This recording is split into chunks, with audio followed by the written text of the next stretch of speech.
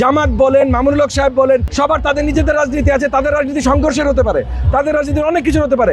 আমাদের মাথা ব্যথা না ভাই, আমাদের কাজ দেশ গড়া।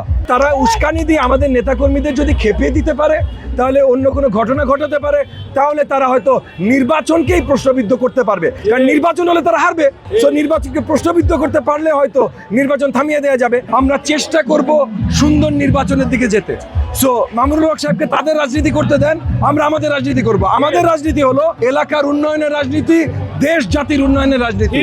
জনাব তারেক রহমান পুরো 20 কোটি বাংলাদেশি জনতার জন্য যেমন কাজ করছেন, 300 আসনে 300 জনকে উনি দায়িত্ব দিয়েছেন ওই আসনের লক্ষ লক্ষ জনগণের জন্য কাজ করবার। আমাকে দায়িত্ব দিয়েছেন এই ঢাকা 13, মোহাম্মদপুর, শেরেবাংলা নগর, আদাবরের জনগণের জন্য কাজ করবার। আমরা সেই কাজগুলো করছি। এই এলাকার সন্ত্রাস দমন করবার জন্য কাজ করছি। এই এলাকার জনগণের যত ভোগান্তি আছে, বেকারত্ব বলেন, রাস্তার দুরবস্থা বলেন, গ্যাস সংকট বলেন, সব কিছু নিরসনের জন্য কাজ করছি। এবং আমরা দেখেছি অত্র এলাকায় একমাত্র আমরাই কাজ করছি। সো আমরা খুবই আশাবাদী, মানে আপনি যদি বলেন আমরা অত্যন্ত কনফিডেন্ট যে সামনের নির্বাচনটা জনগণ আমাদেরকে ধানের শীষ মার্কায় ভোট দিয়ে জয়যুক্ত করবে। দেখেন, বিএনপি তো একটা বড় গাছ এবং সেই গাছে অনেক বেশি ফল, তো এই গাছের দিকে ঢিল পড়বে, এটাই তো স্বাভাবিক। এই গাছে ঢিল না মারলে তো আলোচনায় আসা যাবে না। কিন্তু আমাদের পক্ষ থেকে কথাটা হচ্ছে, আমাদের সমালোচনা করেন, কোনো অসুবিধা নাই। সেই সমালোচনা থেকে আমরা সংশোধিত যদি হওয়ার প্রয়োজন মনে করি, তাহলে বুঝবো আপনি বন্ধু হিসাবে আমরাও মজলুম, আপনারাও মজলুম, সেই হিসাবে বলেছেন।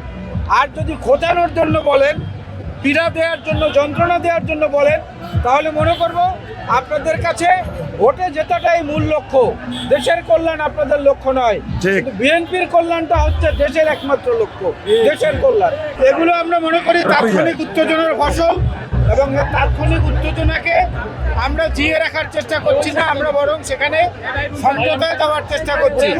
এবং সেই সমঝোতা, পারস্পরিক বোঝাপড়া, এগুলোর দিকে কিন্তু আমরা জোর দিয়েছি, আপনারা ইতিমধ্যে দেখেছেন। সুতরাং আমরা মনে করি এই উৎসব ঠিক হয়ে যাবে। আজকের আমাদের এই সমাবেশ, এই র্যালি, আমরা এলাকাবাসীকে জানান দিচ্ছি তাদের জন্য কি কাজ করছি সেগুলো তাদেরকে জানাচ্ছি। এবং প্রত্যেকটা ভোটারকে, আজকে ছুটির দিন বলেই আমরা আজকে র্যালি রেখেছি। আমরা কোনো সরকারি চাকরিজীবী মানে ওয়ার্কিং ডেতে আমরা কোনো র্যালি রাখি না, যেন কোনো রাস্তা আটকানো বা এই ধরনের দুর্ভোগ না হয়। আজকে ছুটির দিন, জুম্মা বাদে আমরা র্যালিটা রেখেছি, যখন লোকজন ইউজুয়ালি লাঞ্চ করে, বাসায় রেস্ট নেয়, যেন কারো কোনো দুর্ভোগ না হয়। এবং আমাদের হাজার হাজার, এখানের মধ্যে 10,000-এর উপরে আমাদের সাপোর্টাররা আছেন, আমাদের কর্মীবৃন্দ আছেন। আমরা এলাকায় একটা সুন্দর র্যালি করছি সবাইকে জানানোর যে আগামীর বাংলাদেশ কত সুন্দর করে আমরা গড়বো, এবং আগামীর বাংলাদেশ আমরাই গড়বো, অন্য যে কোনো কেউ। এখানে আপনাকে বলছি, জামাত বলেন, মামুনুল হক সাহেব বলেন, সবার তাদের নিজেদের রাজনীতি আছে, তাদের রাজনীতি সংঘর্ষের হতে পারে, তাদের রাজনীতির অনেক কিছু হতে পারে। আমাদের মাথা ব্যথা না ভাই, আমাদের কাজ দেশ গড়া। প্রত্যেকটি নেতাকর্মীকে পরিষ্কার বলে দিয়েছি, কোনো ধরনের উস্কানিতে সাড়া না দিতে, কোনো ধরনের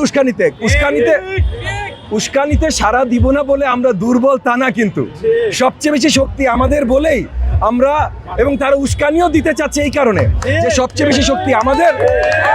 তারা উস্কানি দিয়ে আমাদের নেতাকর্মীদের যদি খেপিয়ে দিতে পারে, তাহলে অন্য কোনো ঘটনা ঘটাতে পারে, তাহলে তারা হয়তো নির্বাচনকেই প্রশ্নবিদ্ধ করতে পারবে। কারণ নির্বাচন হলে তারা হারবে, সো নির্বাচনকে প্রশ্নবিদ্ধ করতে পারলে হয়তো নির্বাচন থামিয়ে দেওয়া যাবে। আমরা এগুলো হতে দেব না, কোনো উস্কানিতে আমরা সাড়া দেব না। জনগণের জন্য কাজ করছি, জনগণের ভোটেই জয়যুক্ত হয়ে আসবো। মামুনুল সাহেব, অন্য যে কোনো সাহেব কি করলো ভাই, তাদের করতে দেন। শুনেন, বাজে মুখে বাজে কথাই বের হয়, আমরা কাজের লোক ভাই, আমরা শুধুমাত্র কাজই করে যাবো ইনশাআল্লাহ।